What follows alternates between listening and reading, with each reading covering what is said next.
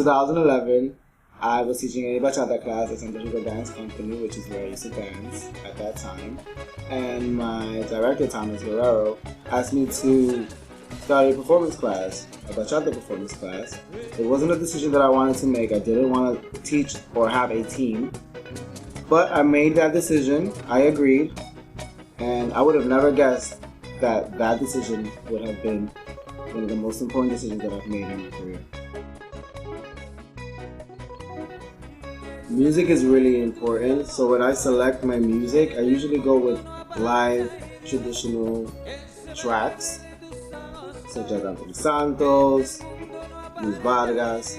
Unfortunately, not all of the songs are the best quality, but that's a risk that I take. I prefer having less quality and me feel the music more so that I can be able to choreograph and have extra hits.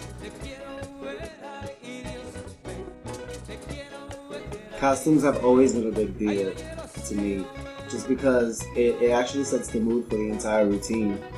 Sometimes I know exactly what I want to wear or the color of the costume before I even know the ending or partner work. It's funny too because the other girls always make fun of me because they feel like they're the ones that need to be thinking about this and not me, but it just helps me with my thought process and how I want things to flow in the actual routine. The ladies' styling and shines were inspired by a TV show that I watched with my parents from the Dominican Republic. I think it was called 809 or something like that. And I remember asking Maria Ramos to watch this with me, and I told her that I wanted my girls to look this type of way. Sexy and very girly and flirty. And I felt like Maria Ramos was the perfect person to help me bring that out of the girls. She had a perfect mix between sexy and flirty and funky. So the men's shines was the part where I had the most fun.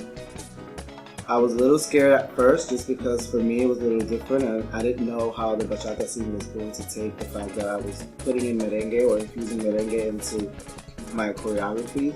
But I took that risk. It was strong, powerful, very dynamic, and at the time for me it was very different. But it was very important for me as well because it linked my past, which was more traditional, because I did folklore and I actually did merengue bands when I was younger. It linked that to where I was at that time and where I am today. So when I decided to rebrand my dance company, I also decided to bring back this number. A lot of people don't know, but this number is 3 years old. So when I revamped it, it was more of a personal thing. I wanted to go back to where I started, to the initial vision and what it was that I wanted to give back to the dance community.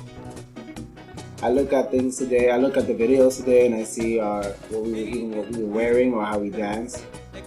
Versus now versus then, it's almost like we're more mature in our dancing, the way we think, the way we even choreograph, and our technique.